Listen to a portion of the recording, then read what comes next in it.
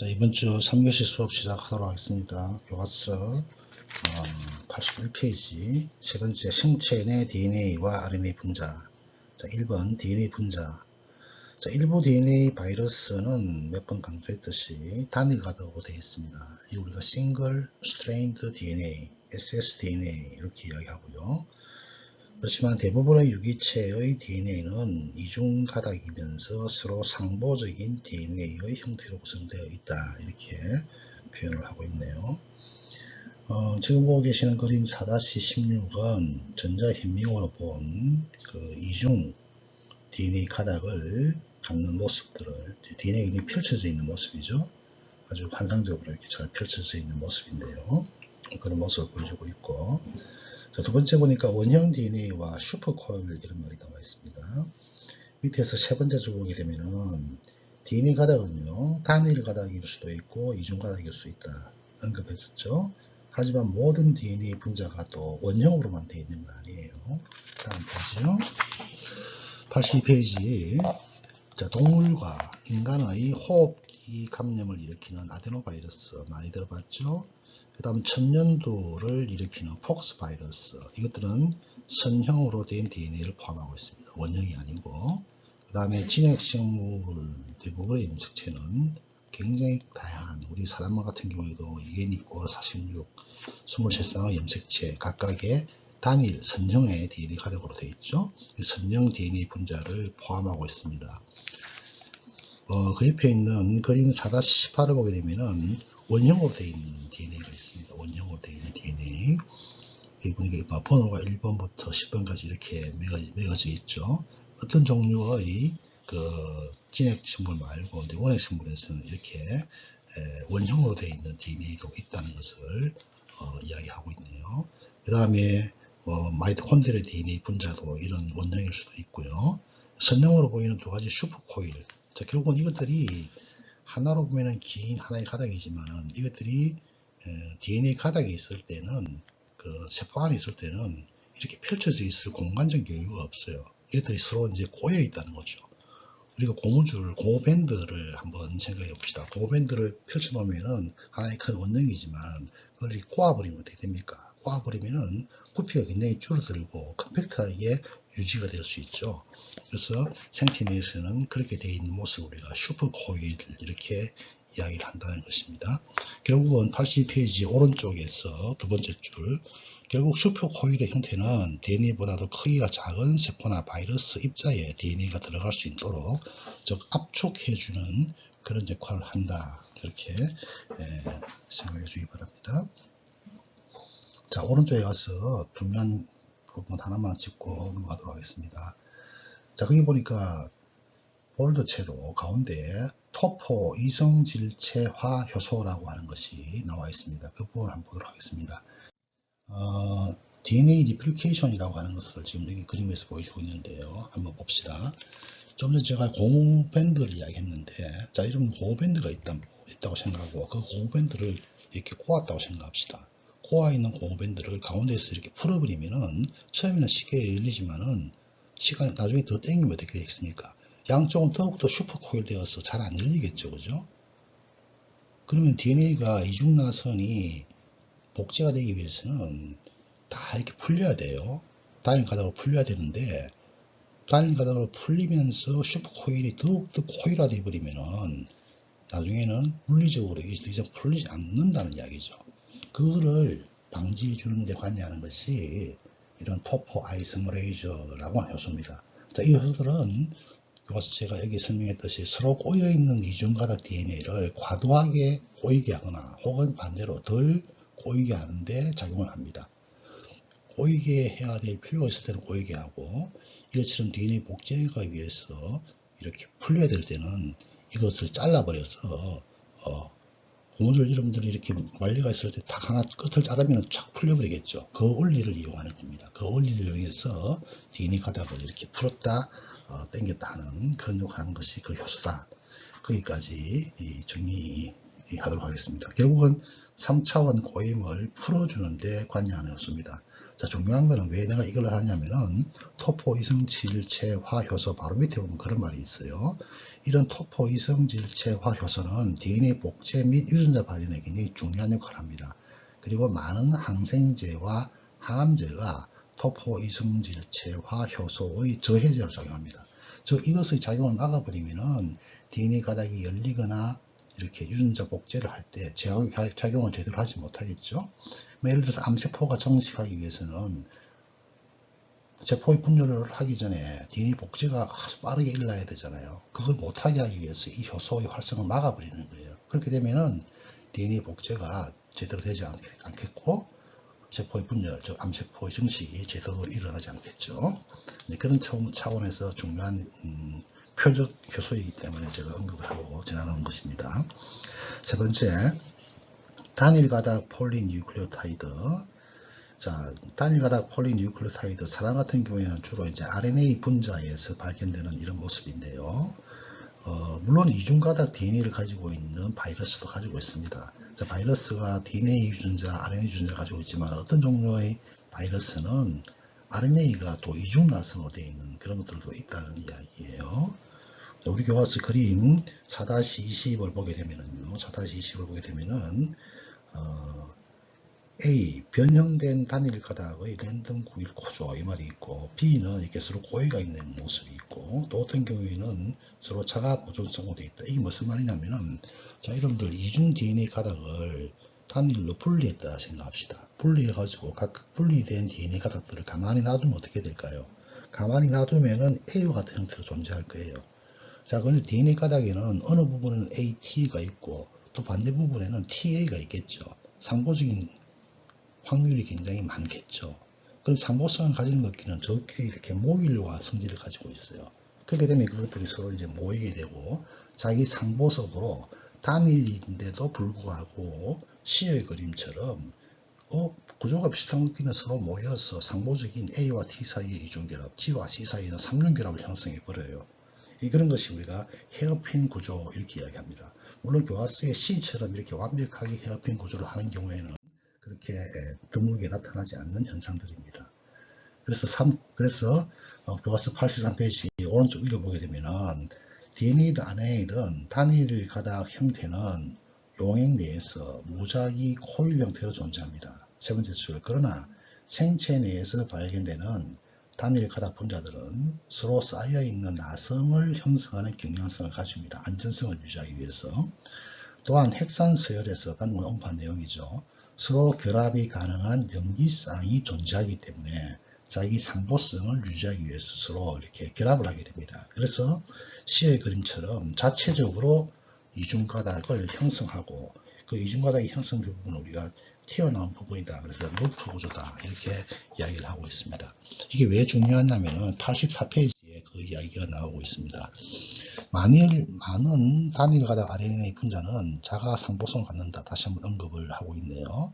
자, 단백질 합성에 관여하는 tRNA, RNA 종류는 mRNA, 메신저 RNA, 이거는 DNA의 정보를 가지고 오는 것이고요. 라이보소멀 RNA, 라이소솜 안에서 라이소솜의 구조의 형성에 데 관여하는 RNA, 그 다음에 아미노산을 들고 와서 단백질 합성할 때 정확하게 아미노산을 이렇게 운반해주는 RNA, 이 트랜스퍼 RNA, tRNA입니다. 그래서 트랜스퍼 RNA 분자의 독특한 클로버 모양을 가지게 되는데 4-21 그림입니다. 4-21 그림 보게 되면 이게 tRNA의 구조입니다.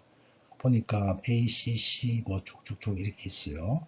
X라고 하는 것은 또 RNA 종류가 서로 다르다는 것을 보여주고 있습니다.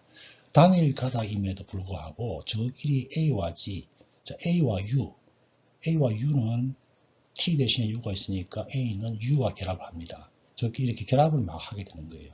그래서 결합을 하고 어떤 부분은 상보적이 않은 부분은 그냥 그대로 존재하죠. 상보적이 않은 부분은 서로 결합을 못하니까. 그래서 tRNA가 마치 크로바 형태의 구조를 가지게 되더라. 물론 이 tRNA의 한쪽 말단 끝에는 아미노산을 달고 옵니다. 이것을 이제 처음 밝힌 사람이 그 한국 태생의 미국 구조생물학자인 성옥킴이라고 하는 분입니다. 이분이 처음 이렇게 tRNA 구조를 밝히게 됐습니다. 그 사람이 이제 그 유니버시티 오브 버클리, 캘리포니아 버클리 분교에 그 교수로 계시다가 지금은 이제 또 벤처 기업을 해서 또 산업 아주 활발한 바이오 벤처 그 CEO로서 활동을 하고 계시는 분인데, 이분이 처음 이제 이 구조를 밝히게 된 계기가 되었습니다. 그래서 이것이 밝혀짐으로 해서 단일 DNA 가닥이 서로 상호적으로 구할 수 있다는 것을 또 이걸 통해서도 확인하게 되었죠. 그다음 핵산의 변성 부분 보도록 하겠습니다. 자, DNA와 RNA와 DNA의 2차 구조는 상대적으로 안정적이다. 하지만 DNA 복제를 한다든지 전사를 위해서는 이중 구조가 풀려야 하겠죠. 그래서 이런 경우에 나타나는 구조의 손실, 구조의 변형, 우리가 변성 이렇게 얘기합니다. 변성이라고 하는 것은 뭐예요? 단백질로 우리가 변성이라는 말을 쓰고 부패라는 말을 쓰죠. 부패라는 것은 구조가 완전히 깨어진 것이고, 변성은 구조는 그대로 유지한 채 물리적인 형태만 모양이 바뀐 것을 의미합니다. 자, 먼저 그 옆에 있는 그림을 한번 보도록 하겠습니다. DNA 변성을 보여주고 있는데요.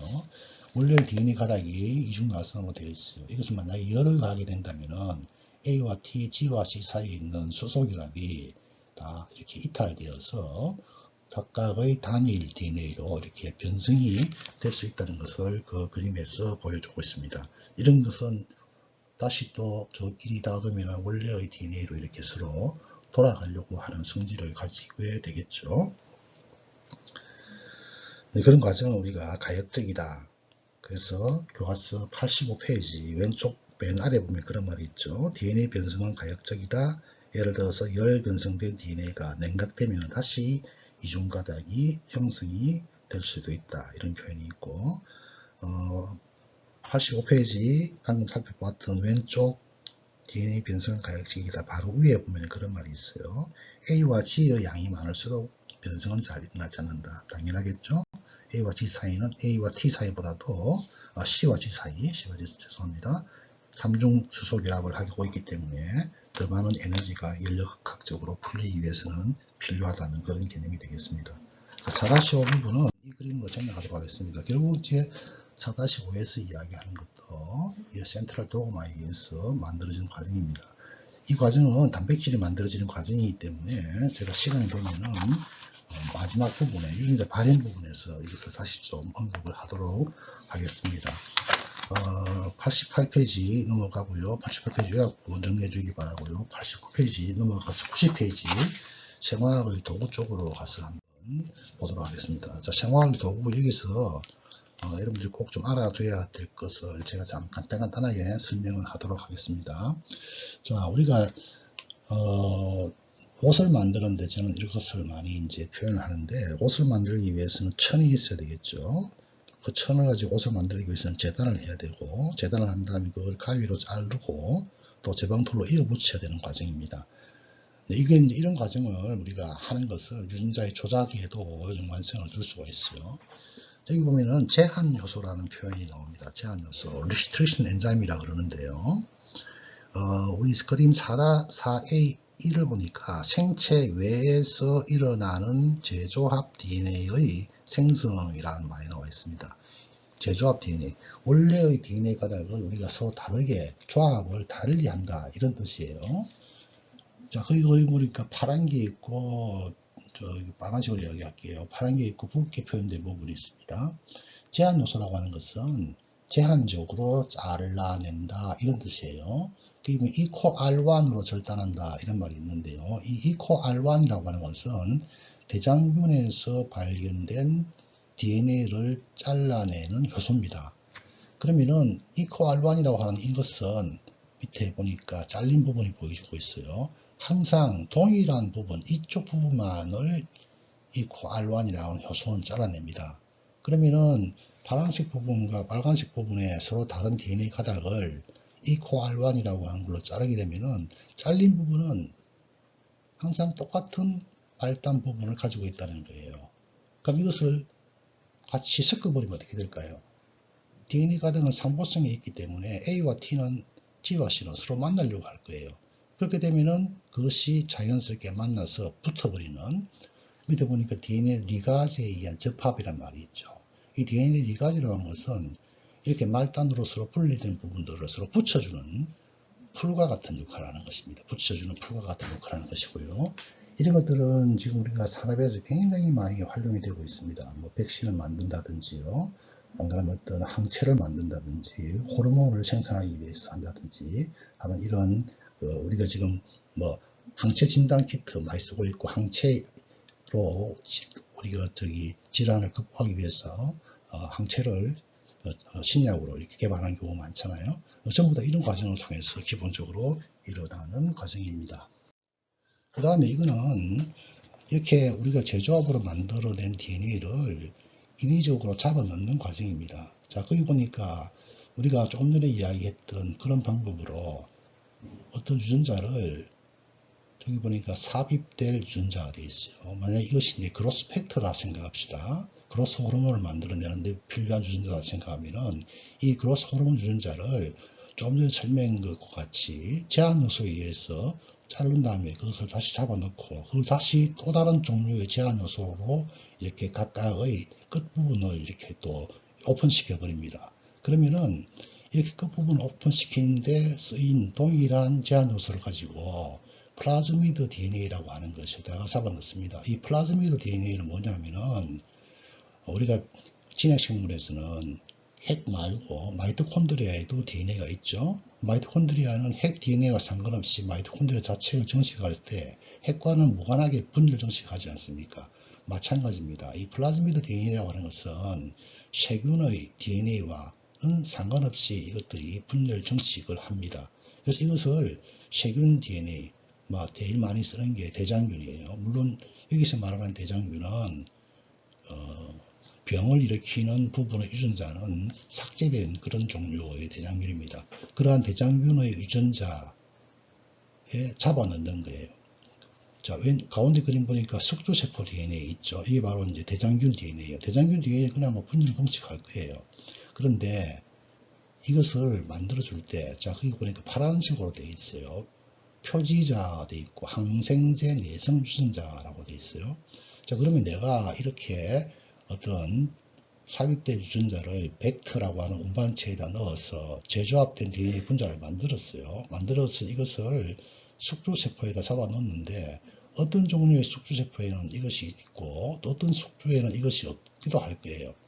그러면은 그 그림에서 보게 되면 네 가지가 있어요. 숙주세포 DNA. 네 가지 중에서 한 개는 내가 원하는 DNA 분자가 들어간 것이 되겠고 나머지는 못 들어가거나 잘못 만들어진 유전자가 들어가거나 그렇게 됐을 거예요. 그럼 그것을 항생제가 있는 조건에서 키워버립니다. 그러면 내가 원하는 DNA를 잡아 넣을 때 항생제 내성 유전자를 가진 DNA를 사용하기 때문에 이러한 내가 만든 제조합된 DNA 분자를 가진 플라즈미드가 삽입된 이콜라이는 항생제가 있어도 잘 살 거예요. 그렇겠죠? 그러면 항생제가 있는 조건에서 이 대장균을 확 키우는 거예요. 키우면 대장균이 분열 정식할 때마다 또 이 안에 있는 제조합된 DNA 분자는 계속 분열 정식하면서 분열 정식한다는 것은 뭐예요? DNA가 유전자 발현을 한다는 뜻이죠. 그러면 아까 내가 삽입된 유전자가 성장인자다. 그러면 성장인자를 계속해서 만들게 될 것입니다. 그럼 그 성장인자들을 우리가 수거해서 이제 우리가 약으로 사용하는 것이죠. 지금 코비드 바이러스, 항체 신약 전부 다 이런 식으로 비슷한 과정을 통해서 다 만들어내고 있습니다. 그 다음에 이것은 뭐냐면은 기본적으로는 그러면은 우리 몸에 있는 DNA의 ATGC라고 하는 네 가지로 구성되어 있는데 그 염기 서열을 우리가 알아야 되겠죠. 이것을 염기 서열을 알아내는 방법이에요. 굉장히 긴 DNA 가닥을 다 우리가 알아낼 수는 없잖아요. 그래서 이것을 DNA 가닥을 제한 요소로 무조건 이렇게 막 잘라버리는 거예요. 그러면 크기가 큰 것도 있고 작은 것도 있고 그럼 크기가 큰 거와 작은 거 사이에 이렇게 분리가 되겠죠. 분리가 되면서 항상 DNA 한 가닥은 5-말단, 3-말단이니까 DNA 가닥의 크기에 따라서 어떤 종류의 염기가 있는지를 알아낼 수 있는 방법입니다. 말은 굉장히 어렵지만은 실험적으로 볼 때는 그렇게 어려운 방법이 아니에요.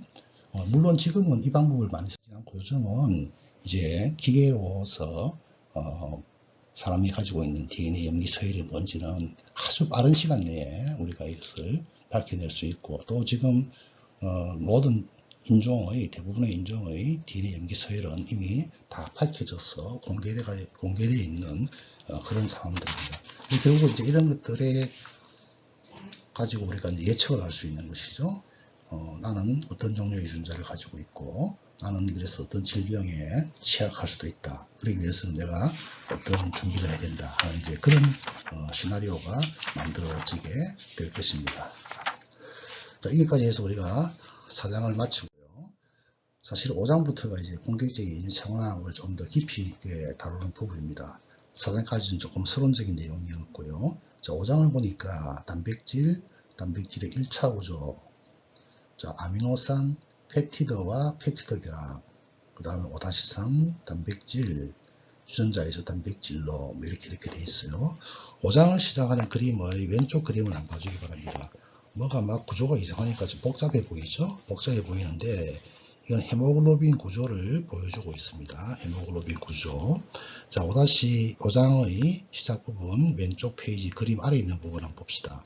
생물학적 분자의 기능은 그 구조에 의해서 결정이 된다라고 해도 과언이 아닙니다.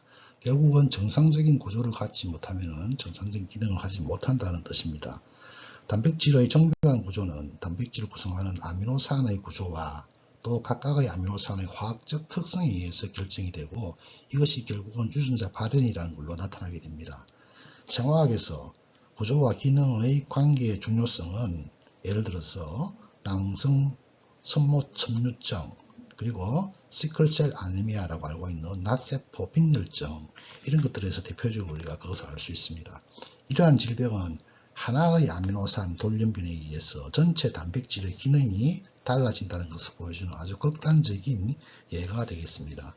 예를 들어서 거기 보니까 gem상 헤모글로빈 이렇게 되어 있죠. 자, gem상 헤모글로빈 보니까 갈로이르고 발린 돌연변이 되어 있고요. 정상 헤모글로빈은 갈로이르고 글루탐산이라고 되어 있어요. 여러분 시클셀 아니미아, 나세포 빈혈증 대충 다 알고 있죠. 단 하나의 아미노산이 바뀌었다. 이 말은 무슨 말이에요?